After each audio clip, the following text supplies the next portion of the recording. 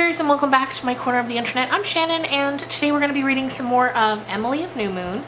If you're new to this series, I have a whole playlist on my channel where you can go and start right back from chapter 1 if you like, or else you can just listen here for a little while. At any rate, let's just jump on into it.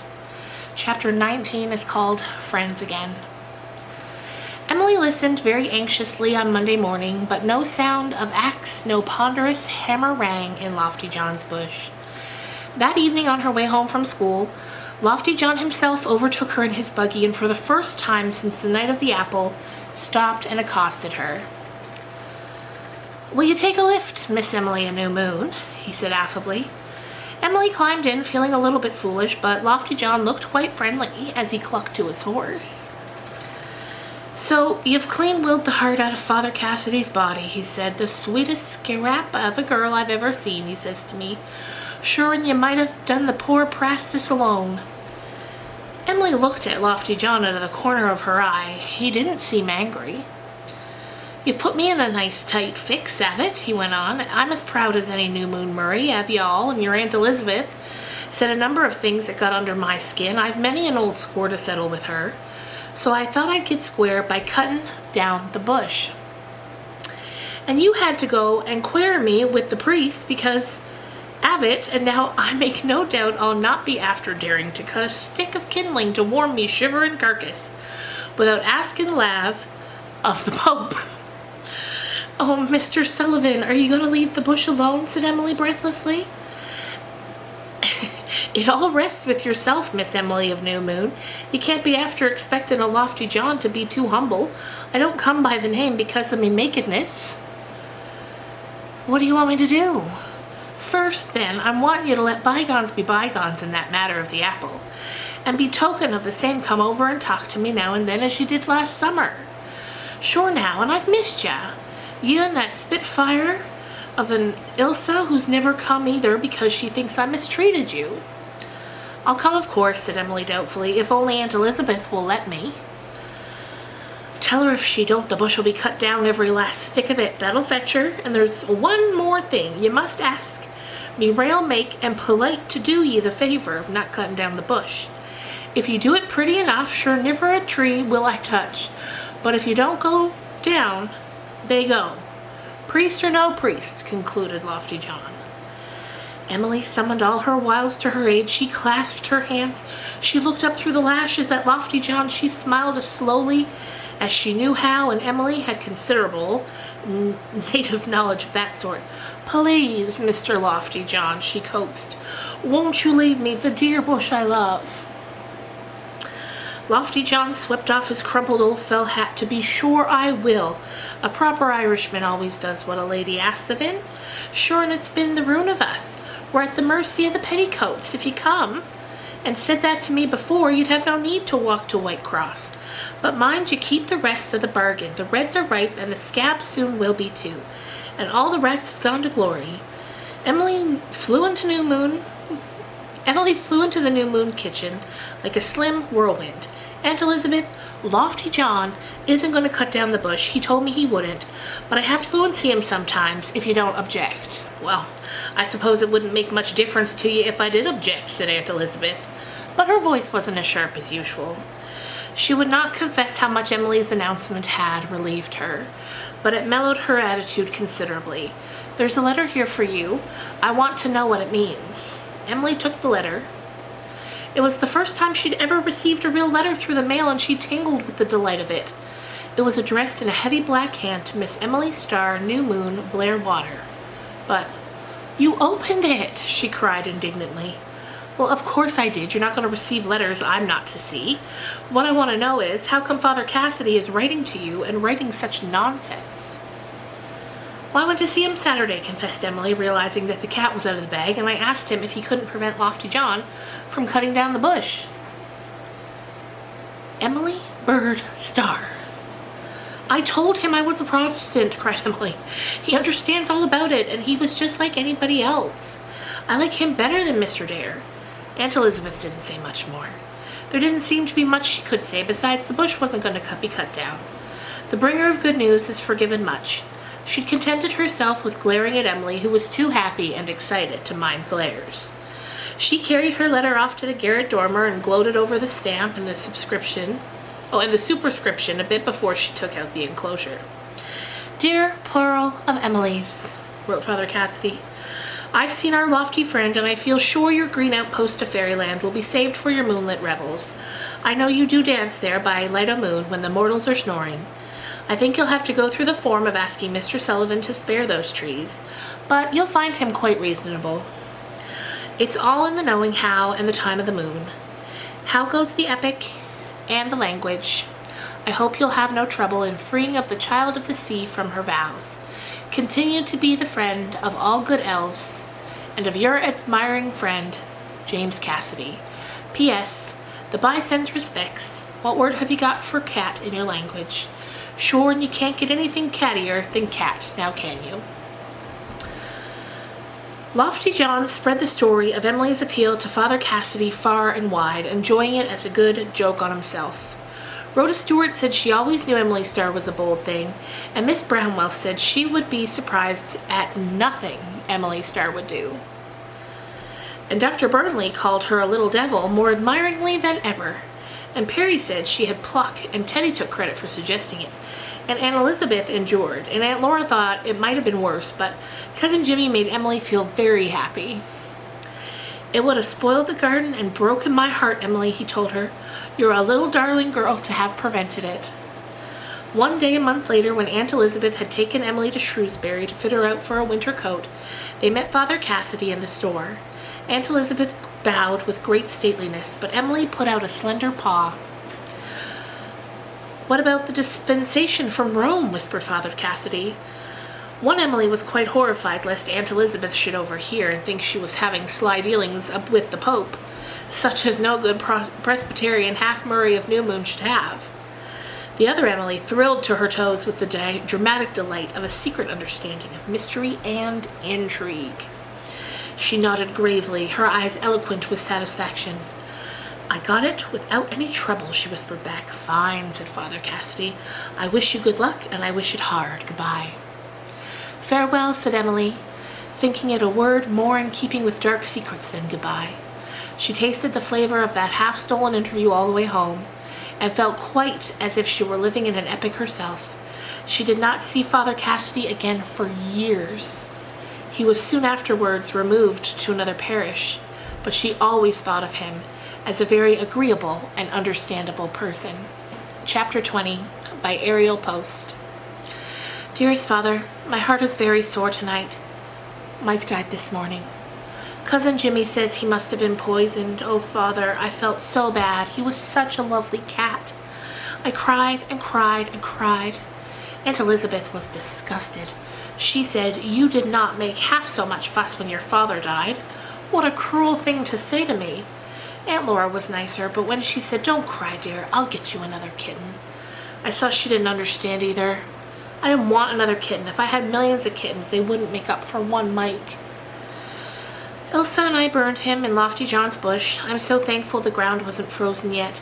Aunt Laura gave me a shoebox for a coffin and some pink tissue to wrap his poor little body in. And we put a stone over the grave and said, 'Blessed are the dead who die in the Lord.' When I told Aunt Laura about it, she was horrified and said, 'Oh, Emily, that was a dreadful thing. You should not have said that over a cat.' And Cousin Jimmy said, 'Don't you think, Laura, that an innocent little dumb creature has a share in God? Emily loved him, and all God is part of love.' And Aunt Laura said, 'Maybe you're right, Jimmy, but I am thankful Elizabeth didn't hear it.' Cousin Jimmy may not be all there, but what is there is very nice. But oh, Father, I'm so lonesome for Mike tonight. Last night he was here playing with me, so pretty, and now he's cold and dead in Lofty John's bush. December 18th. Dear Father, I'm here in the garret. The wind woman is very sorry about something tonight. She is sighing so sadly around the window, and yet the first time I heard her tonight the flash came. I felt as if I had just seen something that happened long, long ago, something so lovely that it hurt me. Cousin Jimmy says there will be a snowstorm tonight. I'm glad. I like to hear a storm at night. It's so cozy to snuggle down among the blankets and feel it can't get to you. Only when I snuggle, Aunt Elizabeth says squirm. The idea of anyone not knowing the difference between snuggling and squirming. I'm glad we'll have snow for Christmas. The Murray dinner is to be at New Moon this year. It's our turn. Last year was Uncle Oliver's, but Cousin Jimmy had a gripe and couldn't go, so I stayed home with him. I'll be right in the thick of it this year, and that excites me. I'll write you all about it after it's over. I want to tell you something, Father. I'm ashamed of it. But I think I'll feel better if I tell you. Last Saturday, Ella Lee had a birthday party and I was invited. Aunt Elizabeth let me put on my new blue cashmere dress. It's so pretty. I looked at myself in my glass and I remembered that Ilse had told me her father told her I would be handsome if I had more color. So I pinched my cheeks to make them red. I looked ever so much nicer, but it didn't last. So then I took an old red velvet flower that had once been in Aunt Laura's bonnet. I wet it and then rubbed it on my cheeks. I went to the party and all the girls looked at me, but nobody said anything, only Rhoda Stewart. She giggled and giggled. I meant to come home and wash the red off before Aunt Elizabeth saw me, but she took a notion to call for me on our way home from the store. She didn't say anything there, but when we got home she said, "What have you been doing to your face, Emily?" I told her, and I expected an awful scolding, but all she says was, "Don't you know that you have made yourself cheap?" Oh, I did know it too. I had felt it all along, although I couldn't think of the right word for it before.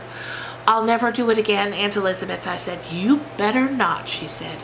"Go and wash your face this instant." I did, and I was not half so pretty, but I felt ever so much better. Strange to relate, dear Father, I heard Aunt Elizabeth laughing about it in the pantry to Aunt Laura afterwards.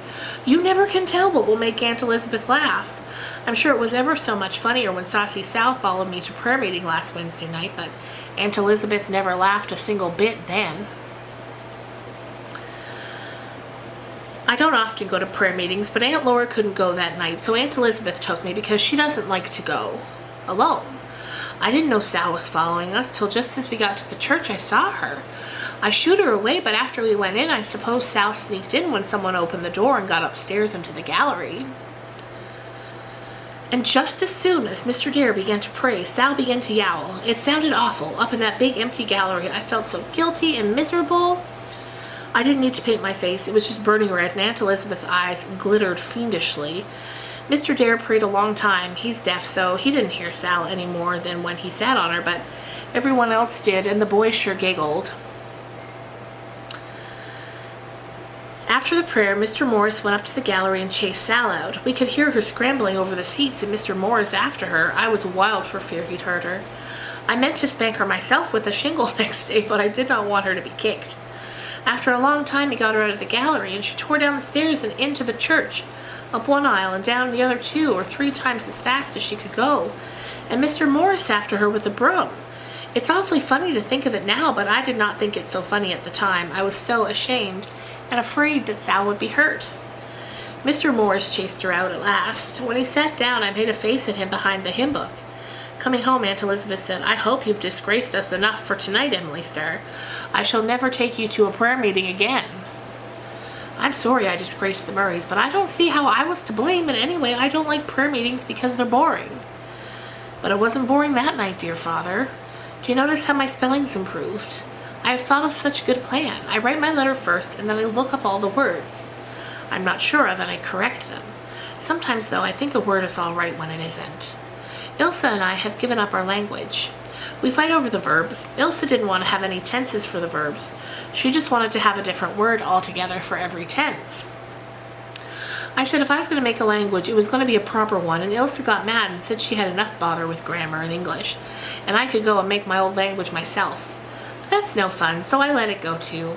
I was sorry because it was very interesting, and it was such fun to puzzle the other girls in school. We weren't able to get square with the French boys after all, for Ilse had sore throat all through potato picking time and couldn't come over.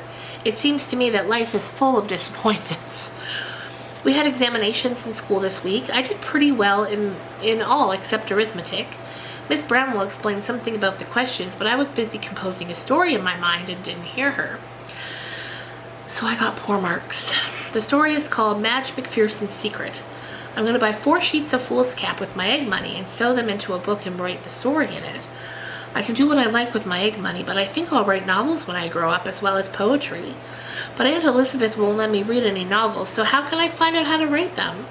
Another thing that worries me is if I do grow up and write a wonderful poem, perhaps people won't see how wonderful it is. Cousin Jimmy says that a man in Priest Pond says the end of the world is coming soon. I hope it won't come until I've seen everything in it. Poor Elder McKay has the mumps. I was over sleeping with Ilsa the other night because her father was away. Ilsa says her prayers now, and she said she'd bet me anything she could pray longer than me. I said she couldn't, and I prayed ever so long about everything I could think of. And when I couldn't think of anything more, I thought at first I'd begin over again. Then I thought, no, that would not be honorable. A star must be honorable. So I got up and said, "You win," and Ilsa never answered. I ran around to the bed, and there she was asleep on her knees. When I woke her up, she said we'd have to call the bed off because she could have gone on praying forever, so long as she hadn't fallen asleep. After we got into bed, I told her a lot of things I wished I hadn't afterwards, secrets. The other day in history class, Miss Brownwell read that Sir Walter Raleigh had to lie in the Tower for 14 years. Perry said, wouldn't they let him up sometimes? And then Miss Brownwell punished him for impertinence. But Perry was in earnest. Elise was mad at Miss Brownwell for whipping Perry and mad at Perry for asking such a stupid question as if he didn't know anything. But Perry says he's going to write a history book someday that won't have such puzzling things in it. I'm finishing the disappointed house in my mind. I'm furnishing the rooms like flowers. I'll have a rose room all pink and a lily room all white and silver and a pansy room blue and gold. I wish the disappointed house could have a Christmas. It never has any Christmases. Oh, Father, I just thought of something nice. When I grow up and write a great novel and make lots of money, I will buy the disappointed house and finish it, and then it won't be disappointed anymore. Ilsa's Sunday school teacher, Miss Willison, gave her a Bible for learning 200 verses. But when she took it home, her father laid it on the floor and kicked it out into the yard. Mrs. Sims says a judgment will come on him, but nothing has happened yet. The poor man is warped. That's why he did such a wicked thing.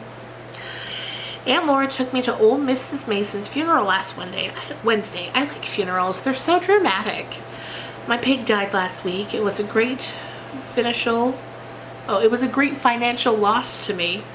Aunt Elizabeth says Cousin Jimmy fed it too well. I suppose I should not have called it after Lofty John.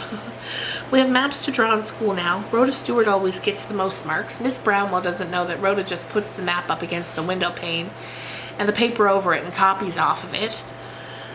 I like drawing maps. Norway and Sweden look like a tiger with mountains for stripes, and Ireland looks like a little dog with its back turned on England and its paws held up against its breast. And Africa looks like a big pork ham. Australia's a lovely map to draw. Ilsa's getting on real well in school now. She says she isn't going to have me beating her. She can learn like the Dickens, as Perry says, when she tries, and she has won the silver medal for Queens County. The WCTU in Charlottetown gave it for the best reciter. They had the contest in Shrewsbury, and Aunt Laura took Ilsa because Dr. Burnley wouldn't, and Ilsa won. Aunt Laura told Dr. Burnley when he was here one day that he ought to give Ilsa a good education. And he said, I'm not going to waste money educating any she-thing, and he looked black as thundercloud. Oh, I wish Dr. Burnley would love Ilsa. I'm so glad you loved me, Father. December 22nd.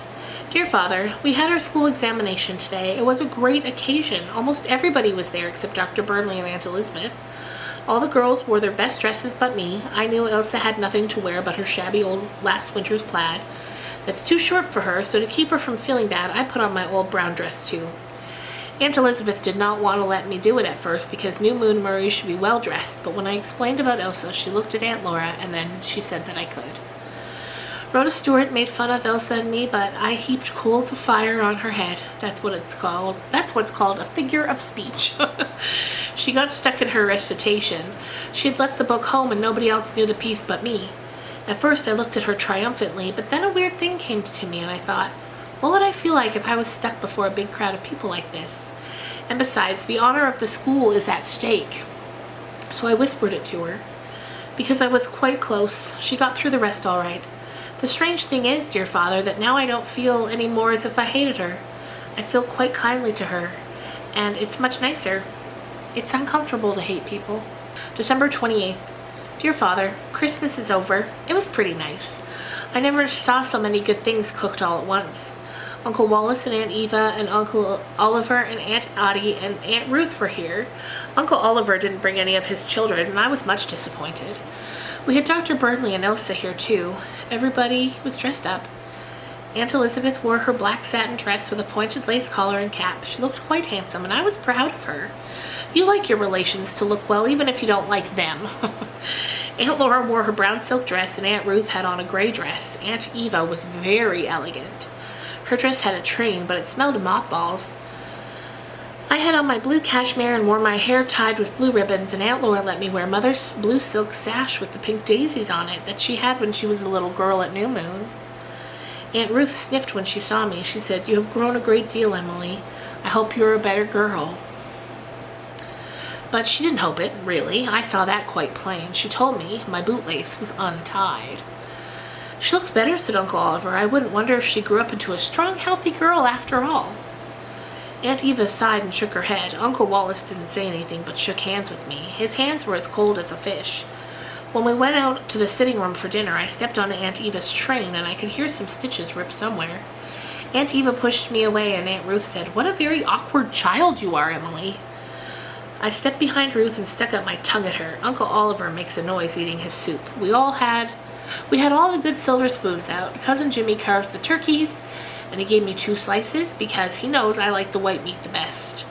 Aunt Ruth said when I was a little girl the wing was good enough for me, and Cousin Jimmy put another white slice on my plate. Aunt Ruth didn't say anything more than till the carving was done. And then she said, "I saw your school teacher in Shrewsbury last Saturday, Emily. She did not give me a very good account of you. If you were my daughter, I would expect a different report." "I'm very glad I'm not your daughter," I said in my mind. I didn't say it out loud, but of course Aunt Ruth said, "Please do not look so sulky when I speak to you, Emily." And Uncle Wallace said, "It's a pity she has such an unattractive expression." "You are conceited and domineering and stingy," I said, still in my mind. "I heard Dr. Burnley say you were." "I see there's an ink stain on her finger," said Aunt Ruth. "I had been writing a poem before dinner." And then a most surprising thing happened. Relations are always surprising you. Aunt Elizabeth spoke up and said, "I do wish, Ruth, that you and Wallace would leave that child alone." I could hardly believe my ears. Aunt Ruth looked annoyed, but she did leave me alone after that, and only sniffed when Cousin Jimmy slipped a bit more white meat on my plate. After that, dinner was nice, and when they got as far as the pudding, they all began to talk, and it was splendid to listen to. They told stories and jokes about the Murrays. Even Uncle Wallace laughed, and Aunt Ruth told some things about Great Aunt Nancy. They were sarcastic, but they were interesting. Aunt Elizabeth opened Grandfather Murray's desk and took out an old poem that he had been written to Aunt Nancy by a lover when she was young, and Uncle Oliver read it. Great Aunt Nancy must have been very beautiful. I wonder if anyone will ever write a poem to me. If I could have a bang, somebody might, I said. Was Great Aunt Nancy really as pretty as that? And Uncle Oliver said, They say she was 70 years ago. And Uncle Wallace said, "She hangs on well. She'll see the century mark yet." And Uncle Oliver said, "Oh, she's got so in the habit of living, she'll never die." Dr. Burnley told a story I didn't understand. Uncle Wallace ha-ha'd right out, and Uncle Oliver put his napkin up to his face.